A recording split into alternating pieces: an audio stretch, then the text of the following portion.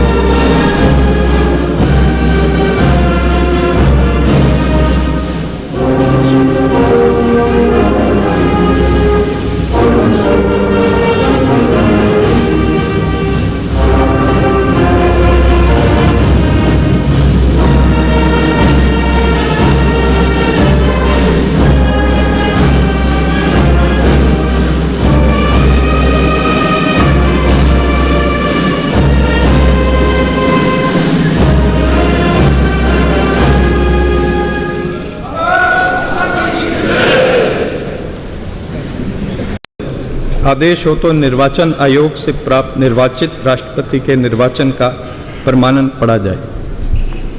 यतः भारत के संविधान के अनुच्छेद 324 द्वारा भारत के राष्ट्रपति के पद के निर्वाचन का अधीक्षण, निर्देशन और नियंत्रण भारत निर्वाचन आयोग में निहित है और यतः श्री रामनाथ कोविंद की पदावधि का अवसान वर्ष 2022 के जुलाई मास के 24वें दिन तदनुसार शक संवत के वर्ष 1944 के श्रावण मास के दूसरे दिन होने के लिए नियत है और यतः भारत के राष्ट्रपति के पद को भरने के लिए संविधान तथा राष्ट्रपतीय और उपराष्ट्रपतीय निर्वाचन अधिनियम 1952 के उपबंधों और तदधीन बनाए गए नियमों और आदेशों के अनुसार निर्वाचन करा लिया गया है तथा परिणाम घोषित कर दिया गया है। अब इसलिए भारत निर्वाचन आयोग एतद द्वारा प्रमाणित करता है कि श्रीमती द्रौपदी मुर्मू वर्ष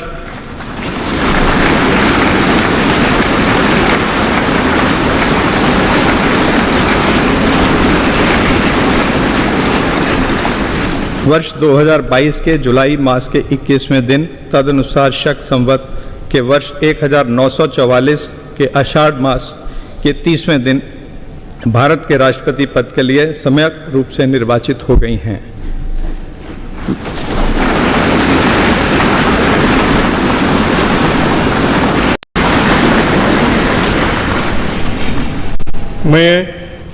मैं द्रौपदी मुर्मू ईश्वर की शपथ लेता हूँ कि मैं श्रद्धापूर्वक भारत के राष्ट्रपति के पद का कार्यपालन करूंगी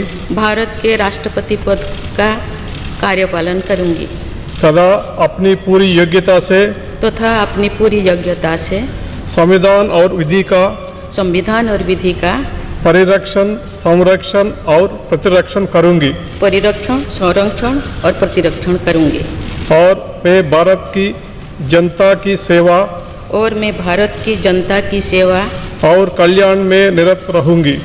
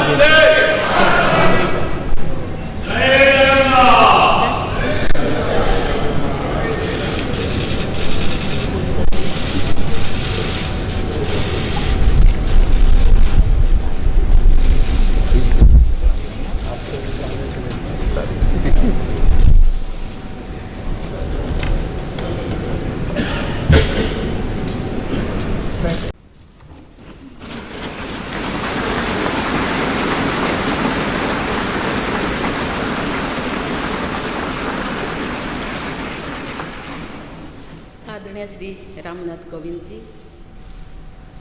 उपराष्ट्रपति श्री एम वेंकैया नायडू जी, प्रधानमंत्री श्री नरेंद्र मोदी जी, लोकसभा के स्पीकर श्री ओम बिरला जी, चीफ जस्टिस एन.वी. रमन्ना जी, सम्मानित सांसदगण, अन्य महानुभावों, देवियों और स्वजनों तथा मेरे प्यारे देशवासियों, सभी को जोहार।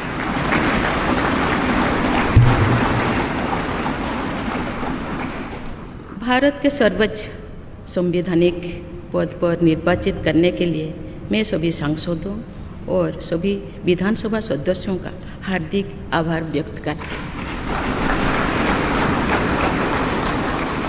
आपका मत देश के करोड़ों नागरिकों के विश्वास की अभिव्यक्ति है।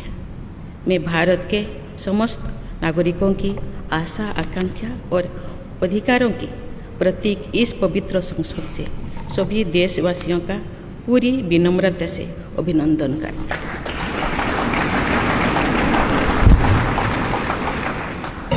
आपकी आत्मीयता, आपका विश्वास और आपका सहयोग मेरे लिए इस नए दायित्व का निभाने में मेरी बहुत बड़ी ताकत रहेगी। मुझे राष्ट्रपति के रूप में देश ने एक ऐसे महत्वपूर्ण कालखंड में चुना है जब हम अपनी आज़ादी का अमृत महोत्सव मना रहे हैं।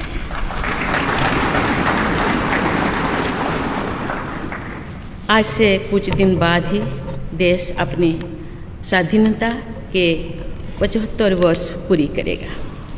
ये भी एक संयोग है कि जब देश अपनी आज़ादी के 50वें वर्ष का पर्व मना रहा था तभी मेरे राजनीतिक जीवन की शुरुआत हुई थी। और आज आज़ादी के 75वें वर्ष में मुझे ये नया दायित्व मिला है। ऐसे ऐतिहासिक समय में जब भारत अगले 25 वर्षों के विजन को हासिल करने के लिए पूरी ऊर्जा से जुटा हुआ है, मुझे ये जिम्मेदारी मिलना मेरा बहुत बड़ा सौभाग्य है। मैं देश की ऐसी पहली राष्ट्रपति भी हूँ जिसका जन्म आज़ाद भारत में हुआ है। हमारे स्वाधीनता सेनानियों ने आज़ाद हिंदुस्तान के हम नागरिकों से जो अपेक्षाएं की थी उनकी पूर्ति के लिए इस अमृत काल में हमें तेज गति से काम करना होगा। इन 25 वर्षों में अमृत काल की सिद्धि का रास्ता 2 पटरी पर आगे बढ़ेगा, सबका प्रयास और सबका कर्तव्य। भारत के उज्जवल भविष्य की नई विकास यात्रा हमें सबके प्रयास से करनी है, कर्तव्य पथ पर चलते हुए करनी ही है। कल यानी 26 जुलाई को कारगिल विजय दिवस भी है। ये दिन भारत की सेनाओं के शौर्य और संयम दोनों का ही प्रतीक है।